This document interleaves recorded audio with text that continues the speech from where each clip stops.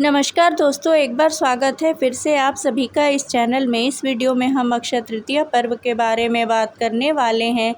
न माधव समो मासो न कृतेन युगम समम न च वेद समम शास्त्रम न तीर्थ गंगायाम समम।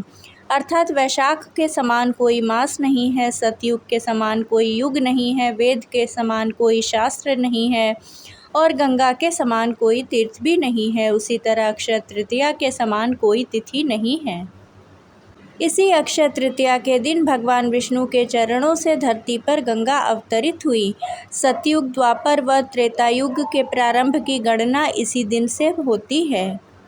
इसी दिन भगवान विष्णु के छठवें अवतार परशुराम जी का जन्म हुआ था। पुराणों में उनका जन्म अक्षय तृतीया पर्व को माना जाता है। वैशाख मास में शुक्ल पक्ष की तृतीया तिथि को अक्षय तृतीया कहते हैं। पौराणिक ग्रंथों के अनुसार इस दिन जो भी शुभ कार्य किए जाते हैं उनका अक्षय फल मिलता है। इसी कारण इसे अक्षय तृतीया कहा जाता है। वैसे तो सभी 12 महीनों की शुक्ल पक्षीय तृतीया शुभ होती है, किंतु वैशाख माह की तिथि स्वयं सिद्ध मुहूर्तों में मानी गई है। मान्यता है कि इस दिन बिना कोई पंचांग देखे कोई भी शुभ व मांगलिक कार्य जैसे विवाह, गृह प्रवेश, वस्त्र आभूषणों की खरीदारी या घर, भूखंड, वाहन आदि की खरीदारी से संबंधित कार्य किए जा सकते हैं। नवीन वस्त्र आभूषण आदि धारण करने और नई संस्था, समाज आदि की स्थापना या उद्घाटन का कार्य श्रेष्ठ माना जाता है। पुराणों में लिखा है, इस दिन पितरों को किया गया तर्पण तथा पिंडदान अथवा किसी और प्रकार का दान अक्षय फल प्रदान करता है।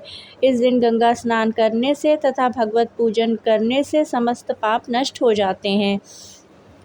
इस दिन किया गया जप, तप, हवन, स्वाध्याय और दान भी अक्षय हो जाता है। ऐसी मान्यता है कि इस दिन मनुष्य अपने या स्वजनों द्वारा किए गए जाने अनजाने अपराधों की सच्चे मन से ईश्वर से क्षमा प्रार्थना करे तो भगवान उसके अपराधों को क्षमा कर देते हैं। अक्षय तृतीया के दिन पवित्र नदियों में स्नान तथा भगवान विष्णु एवं लक्ष्मी जी की पूजन तथा दान अवश्य करना चाहिए। इस दिन ब्राह्मण को भोजन करवाना कल्याणकारी समझा जाता है। अक्षय तृतीया के दिन विभिन्न प्रकार के दान किए जा सकते हैं। इस दान के पीछे यह लोक मान्यता है कि इस दिन जिन जिन वस्तुओं का दान किया जाएगा वे समस्त वस्तुएं स्वर्ग या अगले जन्म में प्राप्त होंगी। इस दिन लक्ष्मी नारायण की पूजा सफ़ेद कमल अथवा सफ़ेद गुलाब या पीले गुलाब से करनी चाहिए। इस दिन भगवान विष्णु और माता लक्ष्मी की पूजा अब विशेष फलदायी मानी गई है। इस दिन किया गया आचरण और सत्कर्म अक्षय रहता है। भविष्य पुराण के अनुसार इस तिथि को सतयुग और त्रेतायुग का आरंभ हुआ था। भगवान विष्णु ने नर नारायण, हयग्रीव और परशुराम जी का अवतरण भी इसी तिथि को हुआ था। ब्रह्मा जी के पुत्र अक्षय कुमार का आविर्भाव भी अक्षय तृतीया के दिन हुआ था। इसी दिन श्री बद्रीनाथ जी की प्रतिमा स्थापित कर पूजा की जाती है और श्री लक्ष्मी नारायण के दर्शन किए जाते हैं। प्रसिद्ध तीर्थस्थल बद्रीनारायण के कपाट भी इसी तिथि से पुनः खुल जाते हैं। वृंदावन स्थित बांके बिहारी मंदिर में केवल इसी दिन श्री विग्रह के चरण दर्शन होते हैं, अन्यथा वे पूरे वर्ष वस्त्रों से ढके रहते हैं।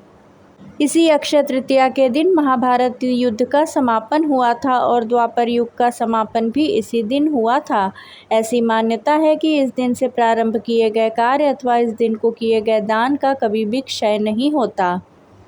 अक्षय तृतीया के दिन सौभाग्यवती स्त्रियां और कुंवारी कन्याएं गौरी पूजा करके मिठाई, फल और भीगे हुए चने बांटती हैं। गौरी पार्वती की पूजा करके धातु या मिट्टी के कलश में जल, फल, फूल, तिल, अन्न आदि लेकर दान करती हैं।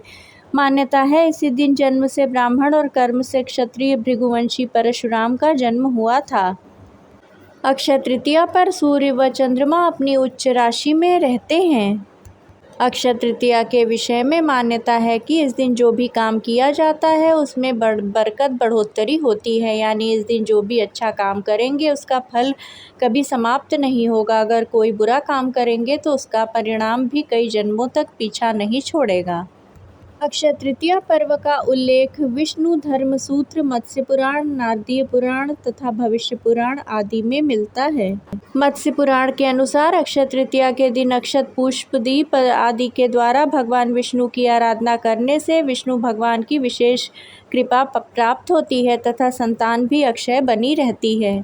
कलयुग के नकारात्मक प्रभाव से बचने के लिए इस दिन भगवान विष्णु की उपासना करके दान अवश्य करना चाहिए। ऐसा करने से निश्चय ही अगले जन्म में समृद्धि, ऐश्वर्य व सुख की प्राप्ति होती है। अक्षय तृतीया के दिन प्राप्त आशीर्वाद बेहद तीव्र फलदायक माने जाते हैं। अक्षय तृतीया के विषय में कहा गया है कि इस दिन किया गया दान खर्च नहीं होता है, यानी आप जितना दान करते हैं उससे कई गुना आपके अलौकिक कोष में जमा हो जाता है, वह फिर आपके अगले जन्म में आपको प्राप्त होता है।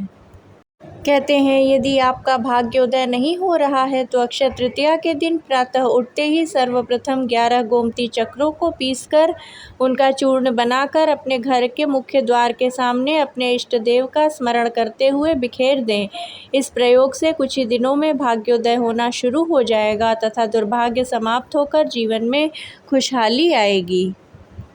अक्षय तृतीया के दिन घर में सुख शांति बनाए रखने के लिए 11 गोमती चक्रों को एक लाल रेशमी कपड़े में बांधकर चांदी की डिब्बी में रखकर पूजा स्थान में रख दें। इससे घर में हमेशा सुख शांति का वास बना रहता है।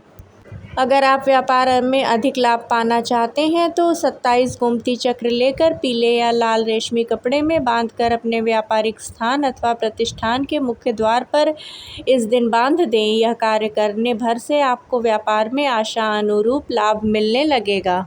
अक्षय तृतीया के दिन मिष्ठान, दही, चावल, मिट्टी का घड़ा, जौ, गेहूँ एवं फल का दान तथा चांदी अथवा स्वर्ण दान भी अपने सामर्थ्य के अनुसार किया जा सकता है।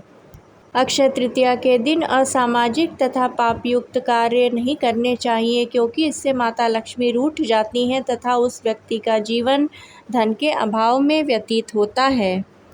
अक्षय तृतीया के दिन हो सके तो नमक ना खाएं और व्रत रखें, इससे आपको जीवन में सभी प्रकार के सुखों की प्राप्ति होती है। अक्षय तृतीया के दिन भगवान विष्णु को तुलसी अवश्य ही अर्पित करना चाहिए। अक्षय तृतीया के दिन भगवान विष्णु एवं लक्ष्मी का पूजन अवश्य ही करना चाहिए। अक्षय तृतीया के दिन मांस मदिरा का सेवन न करें, यह आपके सौभाग्य को दुर्भाग्य में बदल सकता है। यदि संभव हो तो अक्षय तृतीया के दिन चांदी या सोने की कोई चीज़ खरीदकर अवश्य ही घर लानी चाहिए। अक्षय तृतीया के दिन लक्ष्मी संग विष्णु की पूजा करने से अक्षय पुण्य की प्राप्ति होती है तथा सुख, समृद्धि, ऐश्वर्य की भी प्राप्ति होती है। धार्मिक मान्यता के अनुसार अक्षय तृतीया के दिन घर के किसी कोने में अंधेरा न रहने दें। घर के जिन हिस्सों में अंधेरा रहता है वहाँ भी दिया जरूर जलाएं। ऐसा करने से आपके घर में सदा माँ लक्ष्मी की कृपा बनी रहेगी। ज्योतिषियों ने अक्षय तृतीया पर्व को अबूझ मुहूर्त भी कहा है। इस दिन भगवान विष्णु ने नर और नारायण के रूप में अवतार लिया था। अक्षय तृतीया पर तिल सहित कुश के जल से पितरों को जलदान करने से उनकी अनंत काल तक तृप्ति होती है। इस तिथि से ही गौरी व्रत की शुरुआत होती है। इसे करने से अखंड सौभाग्य और समृद्धि मिलती है। अक्षय तृतीया पर गंगा स्नान का भी बड़ा महत्व है। इस दिन गंगा स्नान करने या घर पर पानी में गंगा जल मिलाकर नहाने से हर तरह के पाप खत्म हो जाते हैं। अक्षय तृतीया के दिन ओम नमो भगवते वासुदेवाय का जप अवश्य ही करना चाहिए। अगर आपने साल भर कोई भी दान पुण्य नहीं किया है तो अक्षय तृतीया के दिन भगवान विष्णु और अपने पितरों के लिए दान पुण्य अवश्य ही करना चाहिए। अक्षय तृतीया के दिन समस्त गलत कार्यों से परहेज करना चाहिए, साथ ही भगवान का जप तप करना चाहिए।